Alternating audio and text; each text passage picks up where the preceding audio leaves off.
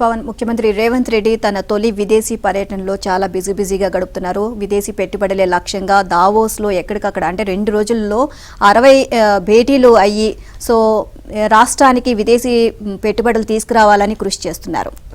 నిజమే చూస్తే ముఖ్యమంత్రి రేవంత్ రెడ్డి తన తొలి విదేశీ పర్యటన సందర్భంగా స్విట్జర్లాండ్లోని దావోస్లో జరుగుతున్న 54వ ప్రపంచ ఆర్థిక సదస్సులో బిజీగా గడుపుతున్నారు.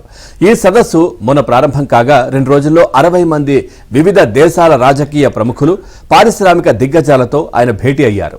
తెలంగాణలో కొత్తగా ఏర్పడ్డ కాంగ్రెస్ సర్కార్ విధి విధానాలను వారికి వివరిస్తూ హైదరాబాద్లో పెట్టుబడులకు ఉన్న అపార అవకాశాలను గురించి విశదీకరిస్తున్నారు.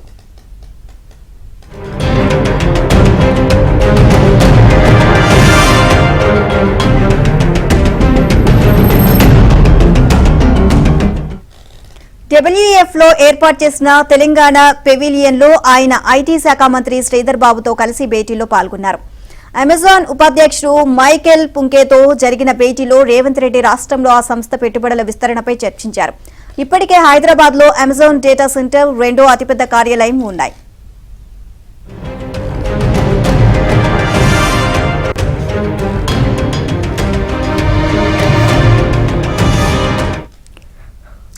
ఇక నోవార్టిస్ సీఈఓ వాస్ నరసింహన్తోనూ రేవంత్ రెడ్డి చర్చలు జరిపారు. ఆ సంస్థ ప్రధాన కేంద్రం స్విట్జర్లాండ్లో ఉండగా భారత కేంద్రంగా హైదరాబాద్లోని ప్రధాన కార్యాలయం కొనసాగుతోంది. ఇక్కడ పరిశోధన, అభివృద్ధి, క్లినికల్ డెవలప్మెంట్, మెడికల్ రైటింగ్కు సంబంధించిన విభాగాలున్నాయి. భవిష్యత్తులో నోవార్టిస్ విస్తరణలో తెలంగాణకు ప్రాధాన్యం ఇవ్వాలని ఈ సందర్భంగా సీఎం కోరారు.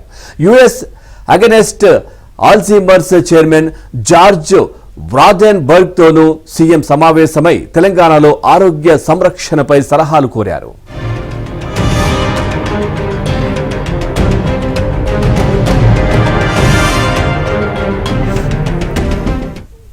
తొలి రోజు సదస్సు సందర్భంగా WEF అధ్యక్షుడు బోర్డ్ బ్రెండ్ ఇతర నిర్వాహకులతో రేవంత్ భేటీ అయ్యారు. తెలంగాణలో పెట్టుబడులకు ఉన్న అవకాశాలపై వారితో చర్చించారు. రాష్ట్రంలో తమ ప్రభుత్వ ప్రాధాన్యాలను వారికి వివరించారు. ఇథియోపియా ఉప ప్రధాని డెమోక్ హసెంతోనూ జరిగిన సమావేశంలో పారిశ్రామిక అభివృద్ధికి తెలంగాణ ప్రభుత్వం ఎంచుకున్న రోడ్ మ్యాప్ ను వివరించారు.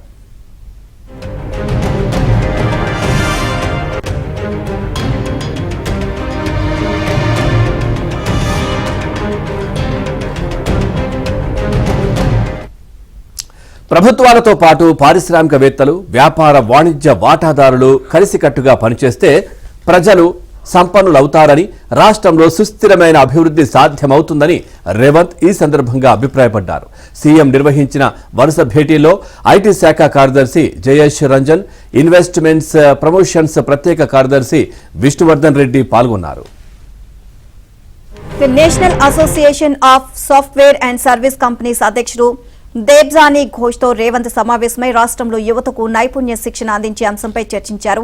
ఇంజనీరింగ్, పాలిటెక్నిక్, ITI ఇతర డిగ్రీ కోర్సుల్లో ఉన్న యువత చదువు పూర్తయ్యేలోపు వారికి ఉపాధి కల్పించడమే లక్ష్యంగా అందించాల్సిన నైపుణ్య అభివృద్ధిపై సహకరించాలని నాస్కామ్ను కోరారు. ఇదే విషయానికి సంబంధించి మరిన్ని అప్డేట్స్ మా కరెస్పాండెంట్ సిద్ధార్థ్ అడిగి తెలుసుకుందాం. సిద్ధార్థ్, దావోస్ పర్యటనలో సీఎం రేవంత్ రెడ్డి బిజీగా గడుపుతున్నారు.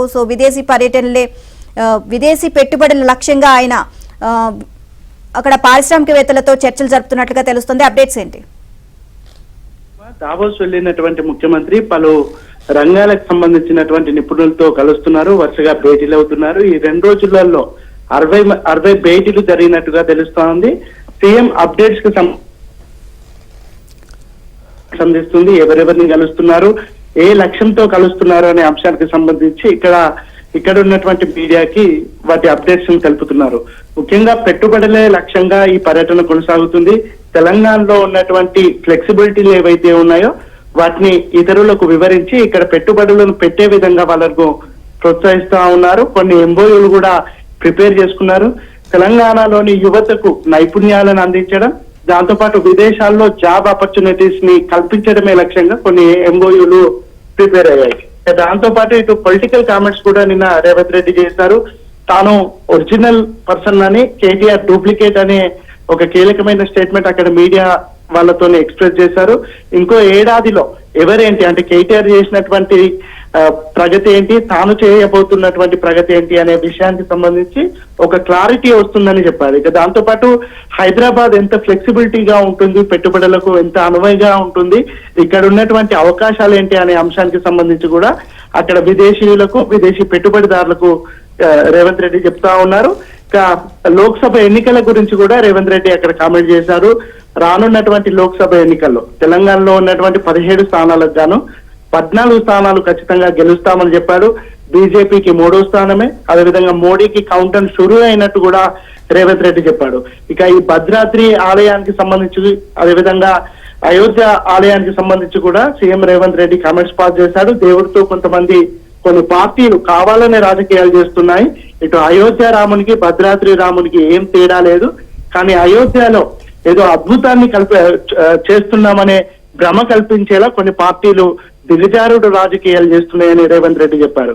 20 సంవత్సరాలు ప్రతిపక్షంలో ఉన్నటువంటి అనుభవంతో ఒక సుపరిపాలన అందించడానికి తాను ఒక స్ట్రాటజీ చేస్తున్నానని చెప్పాడు. ఇక పెట్టుబడులకు సంబంధించి అనేక ఎంఓయూలు ఇప్పటికే చేశారు. దానివల్ల తెలంగాణలో యువతికి ఉద్యోగ అవకాశాలు పెరగడంతో పాటు విదేశీ పెట్టుబడుల ద్వారా ఇక్కడ తెలంగాణలో అభివృద్ధికి ఈ పెట్టుబడులు దోహదపడతాయని ఆయన తన ఒపీనియన్